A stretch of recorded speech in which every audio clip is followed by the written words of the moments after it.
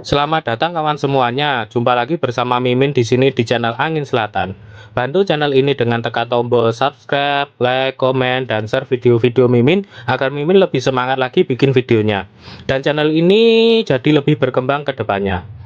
Dan Mimin juga doakan kawan semuanya diberikan kesehatan dan rezeki yang melimpah. Jika ada yang mau traktir Mimin kopi, bisa lewat link Saweria. Linknya sudah Mimin cantumkan di deskripsi. Oke, tidak usah lama-lama lagi, kita masuk saja ke ceritanya.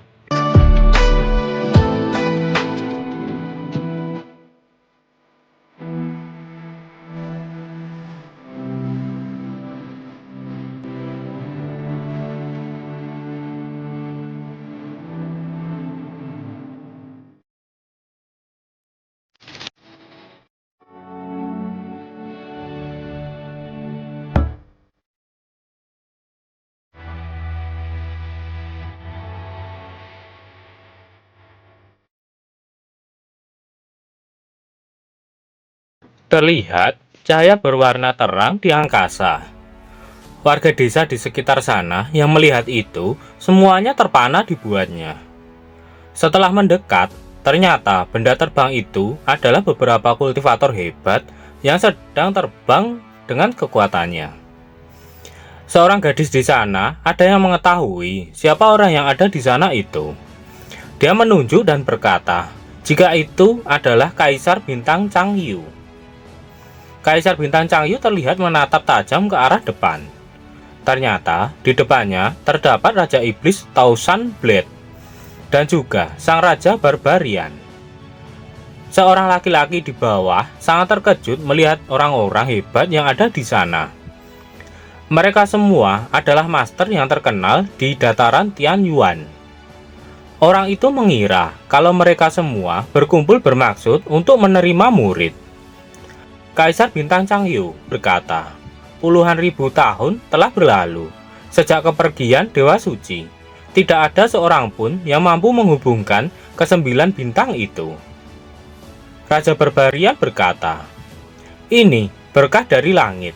Dengan lahirnya anak suci, maka istana suci akan mendapat kedudukan kembali di 9 wilayah suci.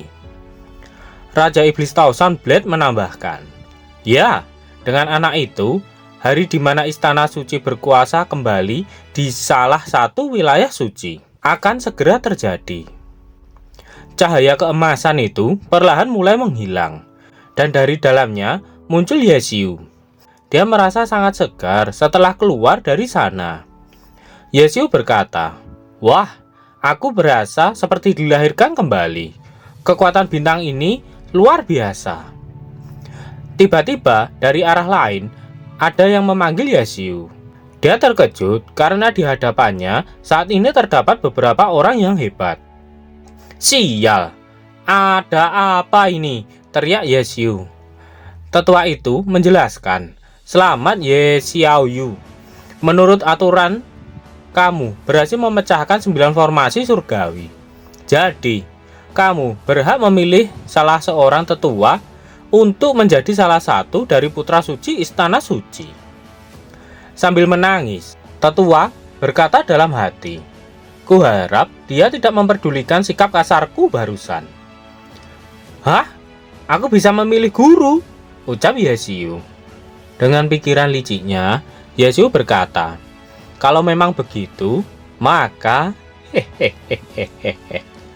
Tiba-tiba, hembusan angin yang sangat kuat berembus di sana. Orang-orang di sana sampai menutup matanya karena terlalu kuatnya hembusan angin itu. Yesiu bertanya-tanya apa yang sebenarnya terjadi di sana. Tiba-tiba ada seseorang yang menarik baju Yesiu. Ikut denganku, ucap orang itu. Kemudian orang itu membawa Yesiu pergi terbang jauh dengan kecepatan yang sangat tinggi. Wah, ini penculikan! Teriak Yesiu. Fantong khawatir dengan tuan mudanya yang tiba-tiba dibawa oleh seseorang. Namun tetua yang di belakangnya mengajak agar Fantong jangan khawatir. "Jangan khawatir kepalamu. Siapa dia? Dan kenapa dia menculik tuan mudaku?" teriak Fantong sambil mengangkat baju tetua itu. Tetua menjelaskan, "Kamu tahu tidak, kenapa tidak ada satupun tetua di sini yang menghentikan dia?" Fantong terdiam sejenak dan kemudian melepaskan baju tetua itu. Kemudian Fantong menanyakan kembali, "Dia itu siapa?" Tetua menjawab, "Dia itu adalah satu-satunya pelayan dari Istana Sembilan Dewi. Dia adalah tetuamu." Mendengar itu, kali ini suasana hati Fantong langsung berubah dari marah, khawatir, menjadi sangat kagum. Namun di belakang mereka, Yue Wuya terlihat sangat kesal. Sebelum itu, dia begitu diagung-agungkan oleh tetua. Kali ini, dia diabaikan gara-gara Ye Xiu. Suasana hatinya benar-benar menjadi sangat gelap. Yue Wuya bahkan sampai menggigit bibirnya. Kali ini, dia benar-benar sangat kesal dan marah. Panel berpindah. Ye Xiu sangat pucat. Dia mual karena tetuamu membawanya terbang begitu cepat. Karena sudah tak tahan lagi, akhirnya Ye Xiu meminta tetuamu untuk mengurangi kecepatannya. Om, bisa pelan-pelan nggak?" ucap Ye Xiu. "Kamu berisik sekali," ucap tetuamu yang kesal karena selama perjalanan Ye Xiu tak henti-hentinya mengoceh. Akhirnya mereka telah sampai. Terlihat sebuah gerbang istana yang cukup besar dan menjulang tinggi. Ye Xiu sangat kagum melihat kemegahan istana itu. Kemudian Ye Xiu menanyakan di mana mereka saat ini. Tetuamu menjawab, "Ini adalah Istana Sembilan Dewi." Kemudian tuanmu menyuruh Ye Xiu untuk mengikutinya. Panel pun berpindah. Di dalam istana, terlihat keindahan dalam istana itu. Seseorang berkata, "Apa ini anak yang ingin saudari tertua jadikan murid? Dia terlalu sangat bersemangat." Seseorang yang lain juga berkata, "Dia terlihat lemah dan tidak punya kultivasi sama sekali. Bagaimana bisa dia mampu mengurai formasi 9 bintang surgawi?" Ada lagi yang berkata, "Bagaimana kalau kita tes dia?" "Oke, baiklah." Terlihat siluet beberapa orang gadis di sana. Akhirnya, tetuamu dan Yesui masuk. Saat ini, di hadapan mereka, terlihat 9 batu yang berjajar rapi. Ini adalah tes yang dilakukan oleh beberapa gadis tadi. Tetuamu terlihat sangat serius. Berbeda dengan Yesiu yang melihat ke sana kemari sambil tertawa-tawa sendiri. Kemudian, tetuamu memanggil Yesiu. Dia berkata, "Kamu bisa mencoba memahami teknik dan ranah di dalam ke-9 pilar batu ini." Yesiu maju dan berdiri di depan salah satu pilar batu itu. Kemudian, mata Yesiu beresonansi lagi dengan pilar batu itu. Yesiu dibawa ke alam bawah sadarnya. Di sana, Yesiu mulai memahami apa yang ada pada pilar batu itu. Tetuamu menatap serius kepada Yesiu.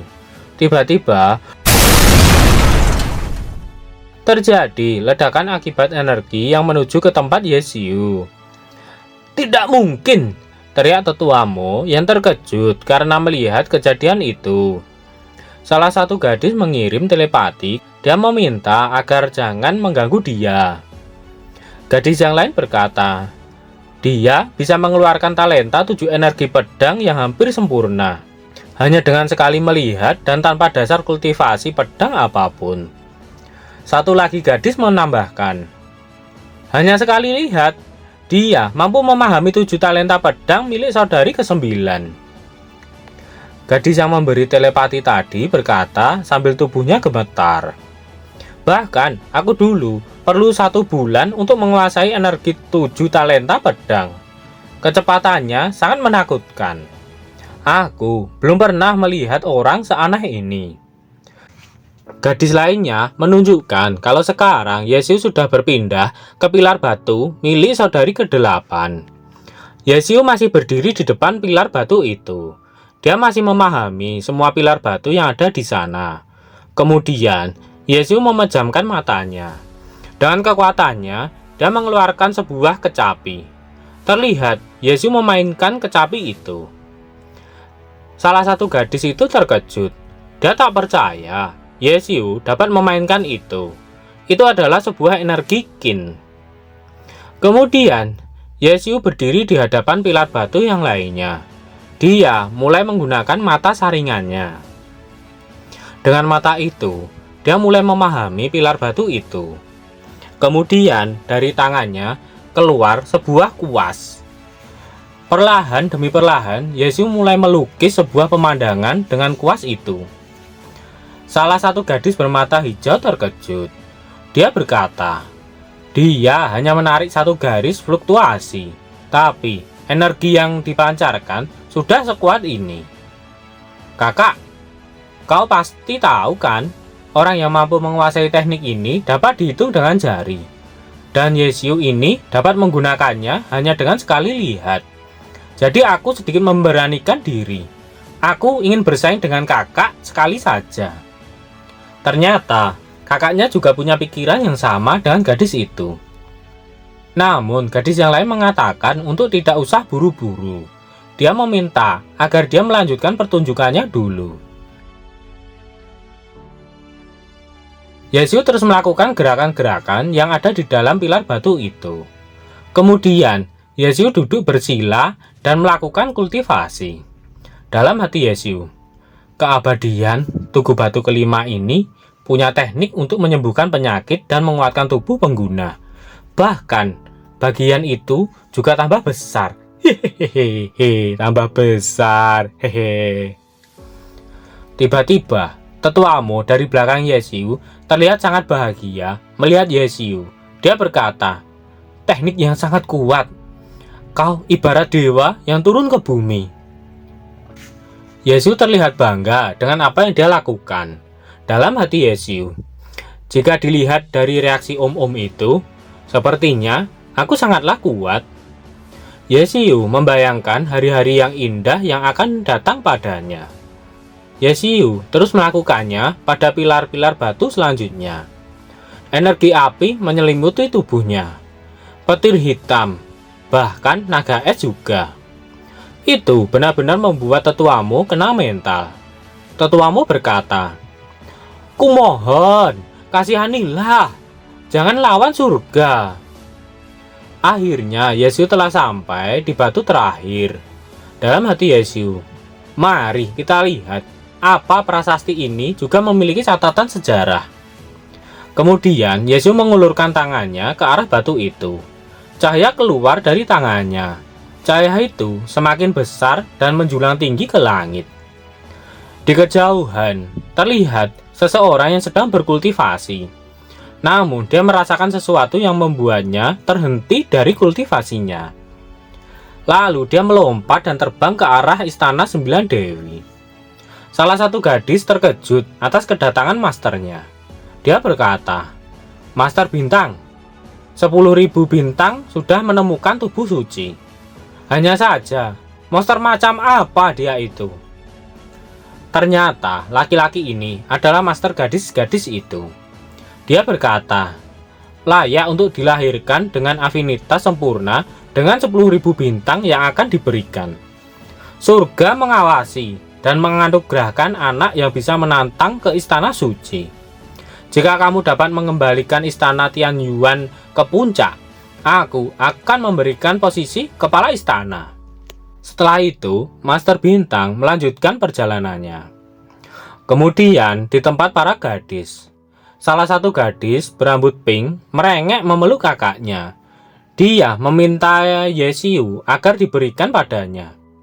Yang berambut coklat juga menginginkannya. Katanya, jika Yesiu ada dalam bimbingannya, maka dia akan menjadi kultivator yang tiada tara. Namun, yang berambut merah malah mengajak mereka bertarung dan yang menang akan menjadi mentornya. Si rambut hijau mengatakan, walau mereka bersatu melawan kakak tertua, dia yakin kalau mereka belum tentu menang. Gadis rambut merah terlihat kesal. Kali ini, giliran gadis biru yang angkat bicara. Dia berkata, aku punya proposal. Yesiu mampu menantang surga, dan kita harus memberinya pemahaman cara kerja kita bersembilan. Jika kita semua menerimanya sebagai murid bersama dan meninggalkan warisan kita, perjalanan kita di dunia ini tidak akan sia-sia. Panel pun berpindah di tempat Yesiu. Sambil menunjukkan sesuatu di tangannya, Yesiu berkata, kakak besar, nih. Kemudian tetuamu memberi hormat kepada Yesiu. Dia berkata, anak suci, tolong jangan panggil saya kakak, panggil saya Xiaomo saja. Sedangkan Yesiu bingung kenapa dia dipanggil oleh tetuamu sebagai anak suci.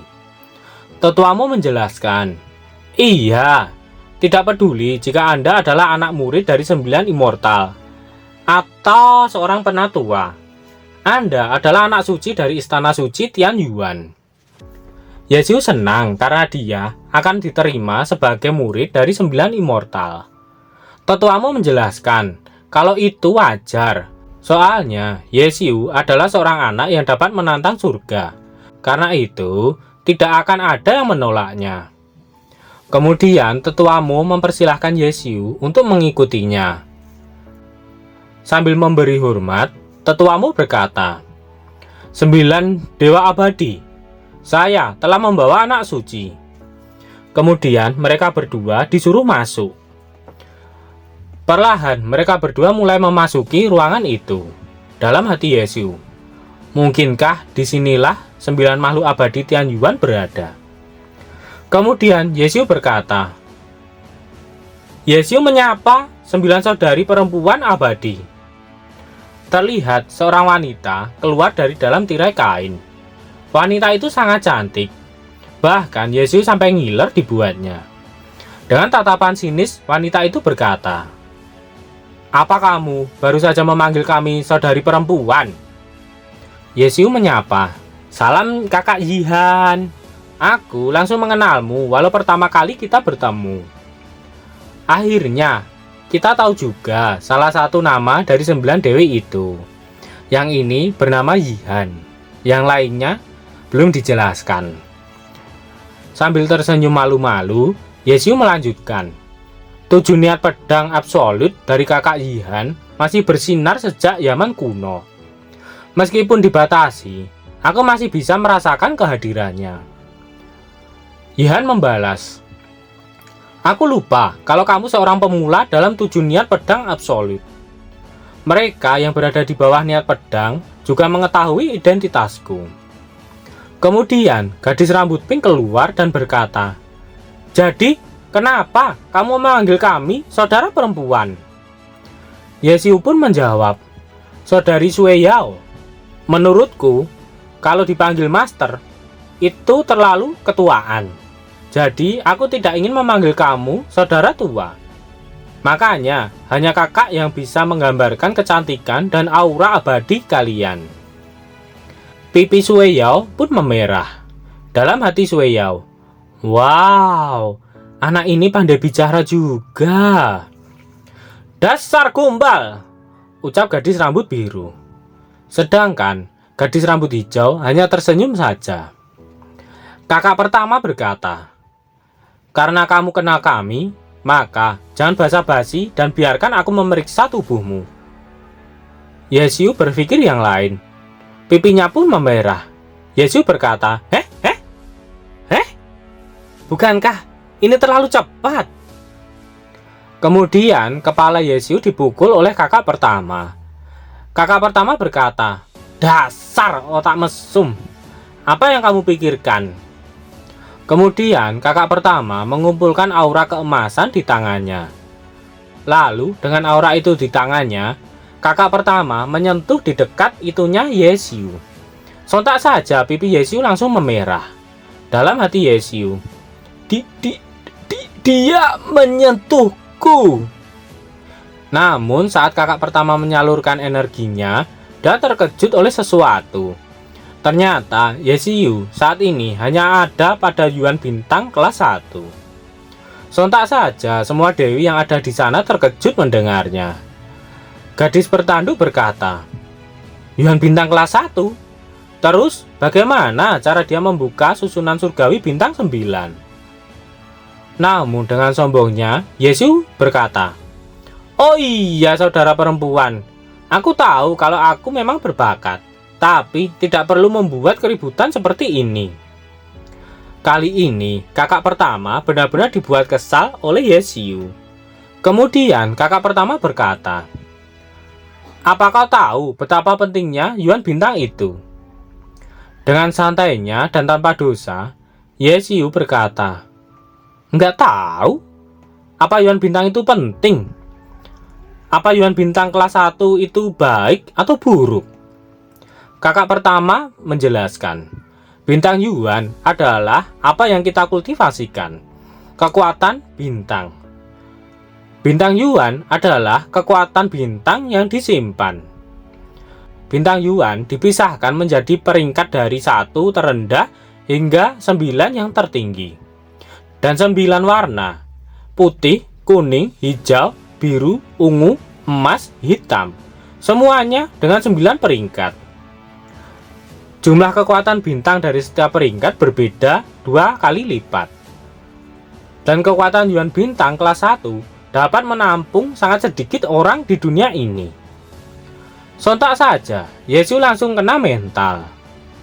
Kakak pertama menambahkan, meskipun kamu adalah Yuan Bintang peringkat 1, kamu berbakat dan cerdas. Yang kamu lakukan hanyalah bekerja lebih keras dan di masa depan pencapaianmu tidak akan terbatas. Yesiu berkata, tapi bintang Yuan kelas 1 tetaplah bintang Yuan kelas 1. Aku percaya bahwa aku yang kelas 1 dapat tinggal di samping saudari dan suatu hari nanti akan menjadi tiang bagi kalian. Dalam hati Yesiu, bikin takut saja. Kemudian kakak pertama menyuruh tetuamu untuk membimbing Yesiu dalam kultivasinya. Kemudian tetuamu memberi hormat dan mengatakan kalau dia bersedia melakukannya.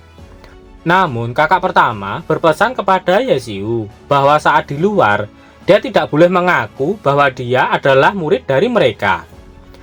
Dan jika melakukannya, maka Yesiu akan diusir dari istana suci Tianyuan. Yesiu penasaran kenapa dia tidak boleh mengaku sebagai muridnya. Namun kakak pertama tidak menjelaskannya dan hanya menyuruh Yesiu untuk melakukannya saja. Kemudian kakak pertama menyuruh Yesiu keluar. Tetuamu langsung mengajak Yesiu pergi. Tanpa basa-basi, Yesiu pun langsung diseret oleh tetuamu. 9 saudara perempuan, kalian harus mengunjungiku, teriak Yesiu sambil diseret oleh tetuamu. Sambil melihat kepergian Yesiu, Sue Yao berkata, Yesiu sangat menyedihkan, jatuh dari kesombongan sebagai anak surga dan berharap tidak akan ada yang sulit baginya, tapi malah disuruh berkultivasi di luar. Gadis biru berkata, alasan kakak mengirim keluar Yesiu untuk mempertajam pikirannya. Kakak pertama menjelaskan, aku pikir pola pikir anak itu bukanlah pola pikir orang yang mengalami kesulitan. Jadi aku mengusirnya keluar, dan dengan kesenjangan status identitasnya akan membuatnya menderita ketidakadilan sehingga dia dapat merangsang semangat juangnya untuk berkultivasi lebih keras lagi. Gadis rambut putih menambahkan, iya, hanya dengan keadaan pikiran yang melawan arus, dia yang merupakan Yuan Bintang kelas 1 dapat menjadi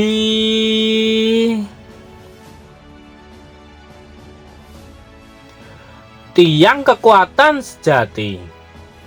Tempat apakah itu? Nantikan kelanjutannya di part berikutnya.